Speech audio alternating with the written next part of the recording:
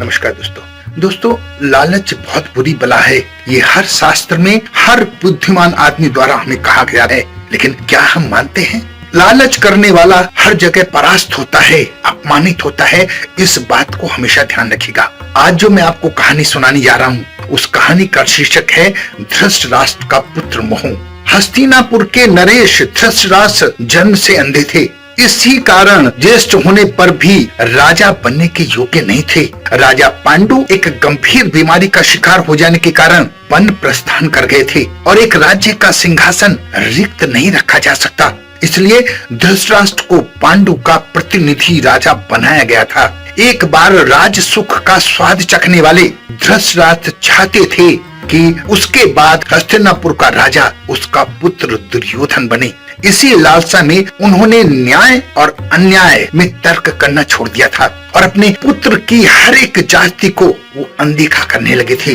जो पांडु पुत्रों के साथ पग पग पर अन्याय करता था। दुर्योधन ने पांडु पुत्रों के खिलाफ मन में घृणा पाल रखी थी। भीम को जहर देकर, कभी नदी में डुबोकर, कभी लाक्षागृह में आग लगाकर, कभी कुंती को जिंदा जला देने के षड्यंत्र से, कभी द्रौपदी का चीरहरण, ऐसी अनेक कथाएं इसमें देखने को मिलती हैं। वो हर समय कपट से, छल से हस्तिनापुर का राज्य हथियाना चाहता था। पांडवों को वन भेजने के बाद उसने ना जाने कितने षड्यंत्र किए, पांडवों के साथ अनिष्ट करने की कितनी चेष्टा की। इससे उसके पाप का घड़ा भर गया और जब धर्म युद्ध हुआ, उस महाभारत में लालची धृतराष्ट्र के 100 पुत्रों की मृत्यु हुई। अपनी लालसा की वेदी पर अपने समस्त पुत्रों की बलि चढ़ा देने वाले धृतराष्ट्र ने युद्ध समाप्ति के बाद भी भीमसेन को अपनी भुजाओं में जकड़कर मारने का प्रयास किया।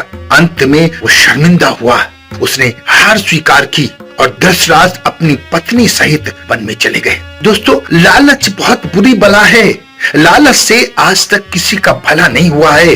लालच के कारण ही धृतराष्ट्र को परास्त होना पड़ा था, अपमानित होना पड़ा था। वरना धृतराष्ट्र की भुजाओं में इतना बल था जितना 100 हाथियों की भुजाओं में होता है। वो एक महान योद्धा था, लेकिन लालची हो गया था। लालच के कारण ही उसका अंत इतना खतरनाक हुआ। इसलिए आपसे विनम्र प्रार्थना है कि जिंदगी में लालच ना करें। लालच से आज तक किसी का भला नहीं हुआ है और ना ही होगा। बस इतना करें कि अपने को जो काम भी आप जीवन में पाना चाहते हो, करना चाहते हो, उसके योग्य बनाएं। आप ज्ञान के प्यासे रहें और ज्ञान से उन चीजों को हासिल करने की कोशिश करें जो आप पाना चाहते हो। यही आसान रास्ता है, यही उत्तम रास्ता है। आशा है मेरी बात आपको समझ में आ गई होगी। अगर समझ में आ जाए तो इसे अपने जीवन में उतारने की कोशिश जरूर कीजिएगा। अपना बहुत ध्यान रखें, हंसते रहें, मुस्कुराते रहें, खुश रहें। धन्यवाद।